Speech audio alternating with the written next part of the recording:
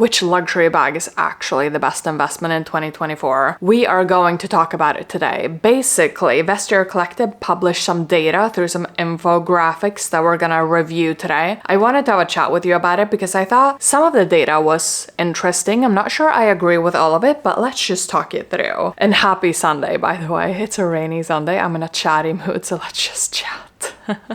And this article was obviously from the lens of pre-loved pricing, right? So Vestiaire Collective is one of those leading pre-loved luxury sites, right? Where you can list your items, you can purchase items and stuff like that, right? So I thought since they're a leader in this space, it's interesting to review their data. They're calling this the portfolio edit, and it's kind of aimed at understanding how pricing has developed over time. So essentially, are the bags that we think the best investments actually the best investments? Let's start with one of those that when you think of an investment bag, you think of immediately. At least I do, right? Which is the Hermes Birkin. But what Vestiaire Collective is saying here, right, is that in the 1980s, you could buy a Hermes Birkin for 2,200 euros.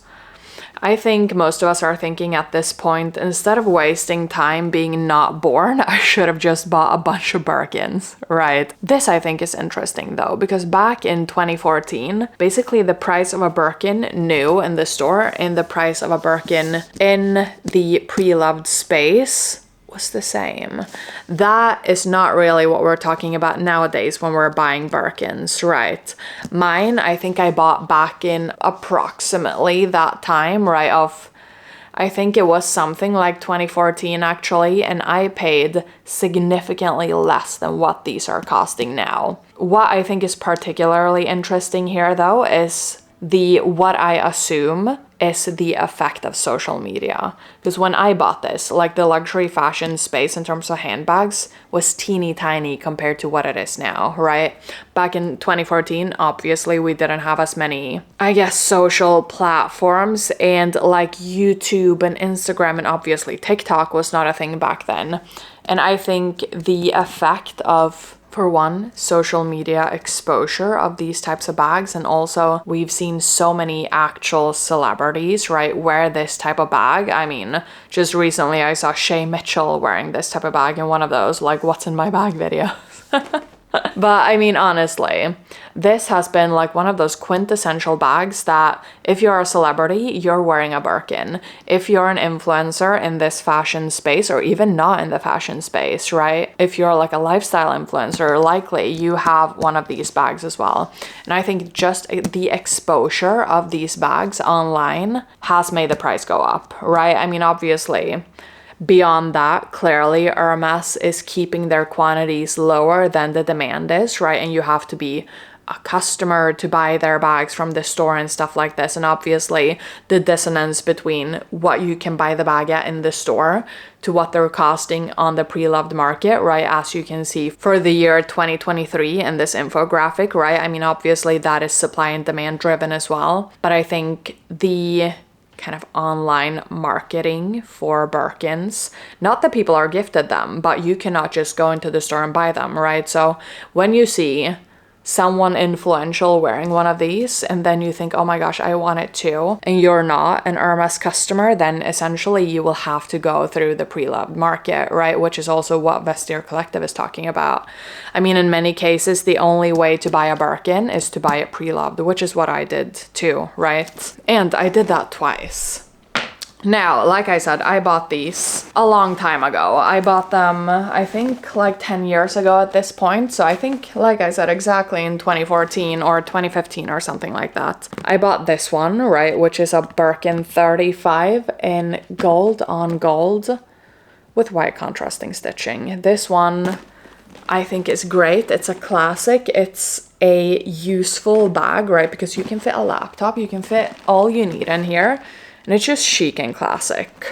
I also have this one, right, which is a Birkin 30 in Togo leather. Did I say this one is an Epsom leather, right? I also have this one in Togo leather in noir with gold hardware, and it's also vintage. It's also from way back when. So when I see the pricing of the pre-loved market now, I think that is simply ridiculous. Obviously, what we can see from 2024, right, is that the dissonance between buying it new and buying it pre-loved, it's shifted, right? It used to always be that buying Birkins pre-loved was more expensive than buying them new. Now, that seemed to not be the case. So essentially it looks like you can buy a Birkin on Vestiaire Collective for below retail. I think what this price is some sort of average, right, of the sales price of Birkins for the year of 2024, right? I think this can probably be a result of the kind of challenging economic situation that we have in the world currently, right? Maybe people are focused on buying other stuff than actual like shiny things like Birkins, right? Which makes sense. But regardless of why it has shifted, I think it's interesting that it has shifted, right? I think it's probably not a shift that will mean that people are not interested in Birkins anymore. I think the Birkins are a classic. I think the Rome Margot is not the new Birkin. You can argue with me in the comments if you think that's the case, but I think a Birkin is a classic staple in anyone's wardrobe. If you want to buy a handbag that will always retain value, right? I'm not saying it's going to retain the same value or always be on an increase forever, but I think if you want to buy a classic chic handbag that will retain value, like I said, right, then you cannot go wrong with a Birkin. Obviously, the color, the kind of sizing, the whatever hardware, and I don't know if you wanna buy a special order Birkin or blah blah blah, right? I think all of the kind of specifics of the bag weigh into what price you will pay for it, right? Obviously, if it's in a color that people are not generally appreciating and stuff, maybe the resale value will not be as high, right? But that's besides the point for this discussion. Let's move on to another bag that's seen as that kind of quintessential investment bag, which obviously is a Chanel classic flap, which from 1955, these bags have gone from 220 euros. Similarly, why was I wasting time not being born when I could buy Chanel bags for 220 euros in 1955? They have moved to literally crazy, psychotically expensive pricing since then. Now, a new one of these in the store, according to that infographic right on Vestiaire Collective, is 10,300 euros. Would I buy this at 10,300 euros? Definitely not. I got this for significantly less than that. I think I got this, when did I get this? Maybe in 2012 or something like this. Like, I've had it for forever. This bag is from 1994, so my birth year, right? So it's my birth year bag. We are twins. She's obviously chocolate brown, she's in lambskin leather, and she has the gold hardware. Now, this is one of those things that I think when you're looking at Chanel bags, they do not have the gold-plated hardware anymore, right? Which is a topic that has been widely discussed on the internet, which in broader terms is the decrease in quality of Chanel, right? I think a lot of people have discussed, I mean, the leather quality, the stitching quality, the kind of, I don't know, symmetry of the bags. I've seen a lot of people get these Chanel bags and them being wonky and the stitching not being perfect and the material not being perfect and stuff like this, right? And I think when prices are increasing so much, the least a brand can do is to make bags that are actually holding up to that price, right? But that's besides the point. Essentially, what we can see from the infographic, right, is that the pricing new in the store has increased like crazy. The pricing on the pre-loved market is steadily going up, right? Which I think is a sign of, for one, people are probably seeking out vintage bags because of the decrease in quality of these types of bags, right? I think also it's probably a sign of people not wanting to spend new in the store Chanel pricing, right? And instead look out for those pieces on the pre-loved market where you can be a little bit more economically savvy with your Chanel purchases. Now, I have two classic flaps from Chanel. I have one in jumbo and one in that small size, right, that I showed you just now.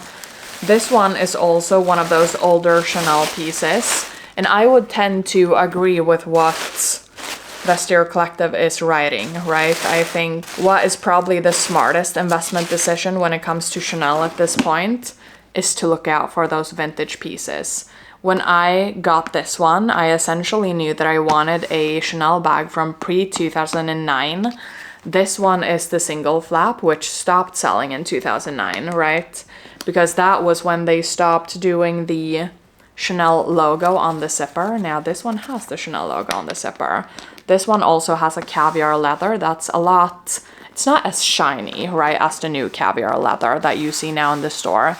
And it feels a lot more like leather, right, versus the thick plastic coating that allegedly Chanel has now on their caviar bags, right? So I am super happy to have this. I think these types of bags, at least for my personal style, they will always be relevant. It's a classic looking bag.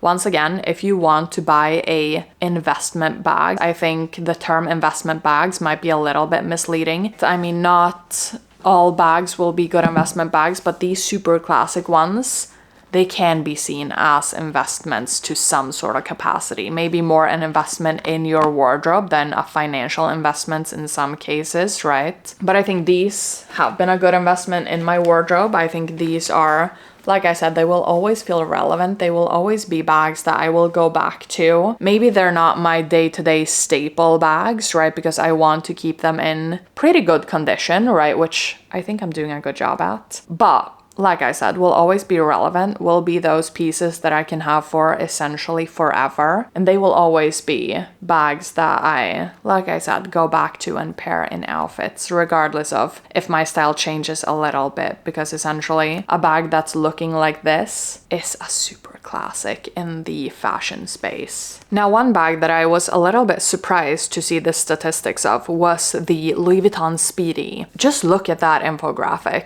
Sure, the actual value of the bag has not increased as astronomically as these other bags that we've spoken about. 1,400 versus 220, still a good price increase, but what surprised me the most is the price on the pre-loved market, right? From 2014 to 2024, it basically doubled in price on the pre-loved market.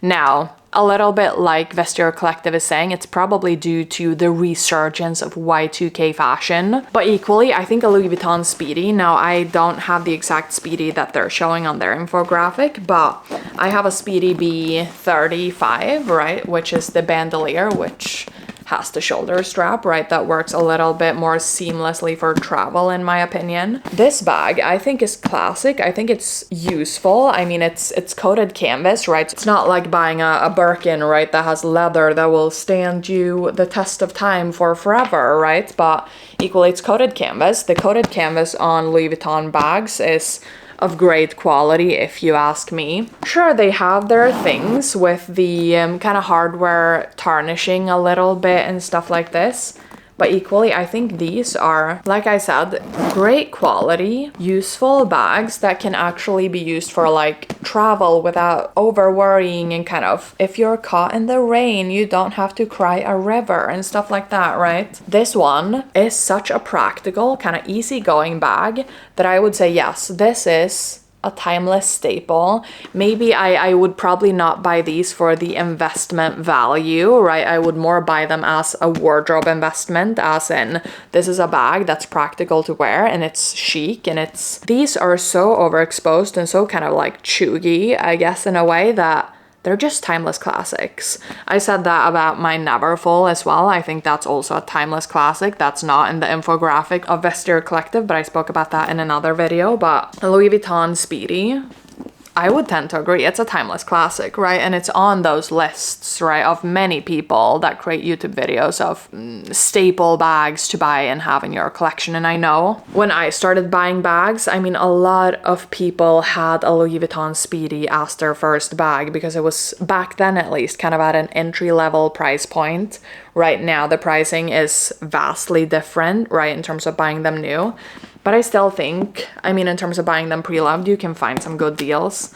I bought mine not for whatever they're listing it as on Vestiaire Collective. I bought it, granted, some years ago, but definitely on a better deal than what they're saying here. Vestiaire Collective is also talking about the vintage bags in terms of Louis Vuitton bags. I think looking at vintage first is always a good idea, especially because generally way back when the pricing and the quality was at a better ratio, right? So generally the quality that you can find of bags and the price levels, right, of bags tends to be better when you're looking at the kind of older stuff, right? The vintage bags. So I think that's always a good rule of thumb, not only for the Louis Vuitton Speedy, right? But also, I mean, if you're looking at a Chanel bag, if you're looking at a Birkin, if you're looking at a Mulberry bag, like whatever bag you're looking at, vintage is always a good way to go. If you're in the market for something that looks like a Louis Vuitton Speedy, you don't actually have to buy a Louis Vuitton Speedy, right? I mean, there are plenty of bags in the market with that kind of shape, right? So if you're not a Louis Vuitton fan, but you still want to buy into that kind of Y2K trend, right, of having one of those bags that you carry in the crook of your arm and you're looking like super chic and like model off-duty vibes, then look at other brands too, like Dior or like Mulberry. This is a vintage Mulberry little duffel bag that's my mom's, right? But I, for some reason, have it right here. Look at other types of bags too. Don't get stuck in, I need a Louis Vuitton Speedy and I want the Speedy aesthetic, right? If you want the Speedy aesthetic, look around for just chic little duffel bags and you will be so intrigued by all of the different ones that you can find. I promise you. I would say this was an interesting list. The ones I would say, I mean, in terms of buying handbags for investments, I would say if you're not planning on using it, if you're not really interested in handbags, maybe don't buy them as like financial monetary investments because you never know where the fashion space is gonna go, right? I mean, one year it might be a Birkin 30 that's in style. Maybe next year it might be a Birkin 35 because now big bags are in or small bags are in or whatever, right?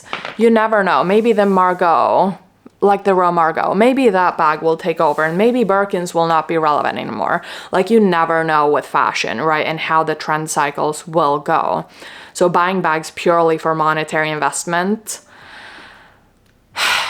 I don't know if that's the best idea, but if you're interested in handbags and you want to buy handbags that hold value, maybe not the exact value that you bought them for, but at least kind of holding a good monetary value, right? That you can feel safe that you can buy and then you can resell for a reasonable deal, right? I think all of the bags that Vestiaire Collective is listing are good ideas. The Birkin is a good idea. The Chanel Classic Flaps are a good idea. The Speedy is a great idea.